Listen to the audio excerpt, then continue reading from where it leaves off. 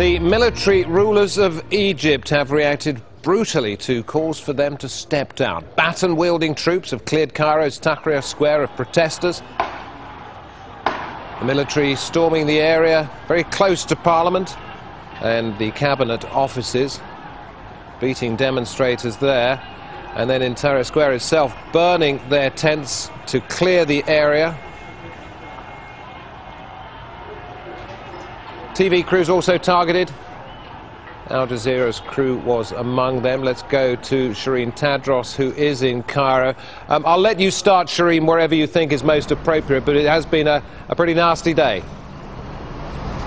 Very nasty, and such ugly scenes that we've witnessed for ourselves here in downtown Cairo and just behind me. Right now, the situation is a lot calmer than it was an hour ago. Those protesters that had left the main square after the storming by the military are now dispersing, and they're not trying anymore, it seems, to get into the square. It seems that they're just going back home, essentially to regroup, as they put it.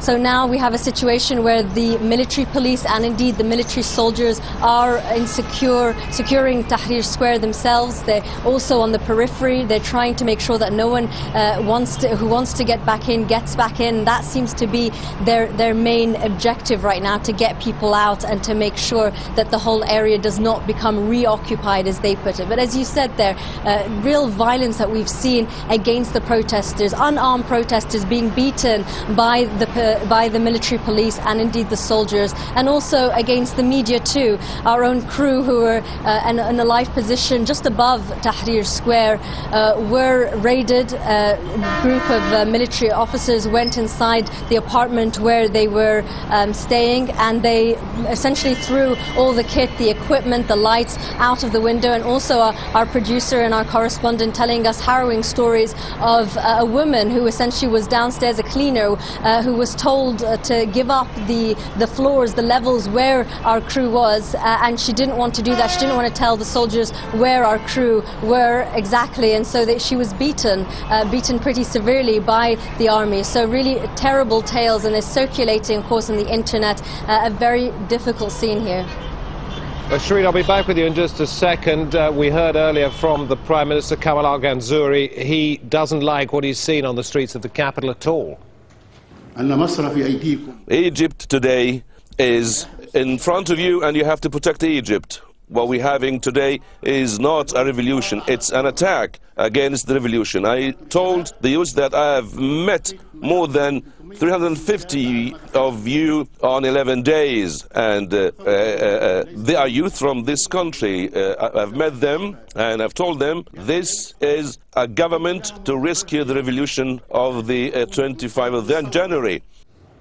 So Mr. Ganzouri there suggesting that the demonstrators were out to destroy the revolution. If not intentionally, then that would be the end result, he claimed. But what about the views of Mustafa Kamal al-Sayed? Important man. He's with the National Advisory Council, a civilian body.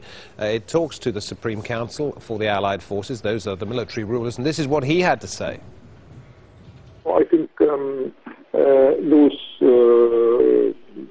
people who are sitting in front of the Prime Minister's office have legitimate concerns that they do not approve of the choice of the Prime Minister himself. They don't think that the goals of the revolution are making any progress under the rule of the Supreme Council of the Armed Forces. So I think they have legitimate concerns. The only disagreement I have with them is that they should have limited their protest to,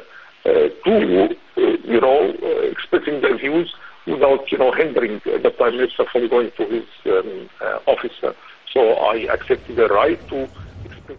So he says legitimate concerns. Let's go back to Shireen Tadros in Cairo. Presumably that is what you found when you were talking to the protesters. They don't believe they're trying to derail the revolution. What exactly then is it that they want?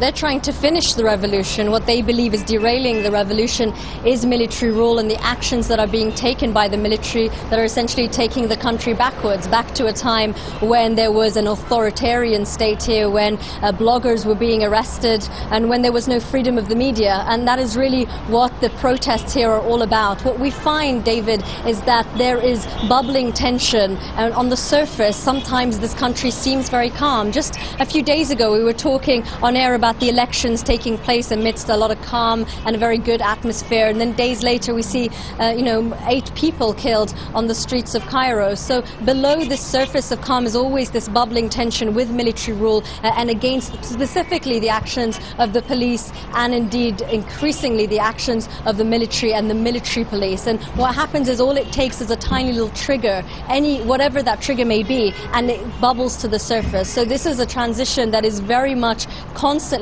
under threat. Meanwhile, the authorities continue to try and pin the blame on a certain section of the population they say are trying to derail the transition, whereas what we're finding is that more and more people are are feeling that the military rule is not legitimate here, and indeed want a more stable kind of rule in the form of perhaps even a transitional government that comes from Tahrir, a stronger government than the one that has been put in place by the unelected military rulers here. Thanks for that update, Shireen Tadros in Cairo.